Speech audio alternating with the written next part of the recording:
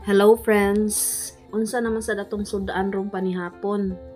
Ikan detag merkado no nya magluto na pud tag sudaan ba, so wa may lain maglinat ang baboy sa atang butangan natong mga utanon. So before ta magsugod kaon sa tagkamutig mangga oy nga nagpalit ko buwad nga noko sa merkado ba, suwa og suka og sili.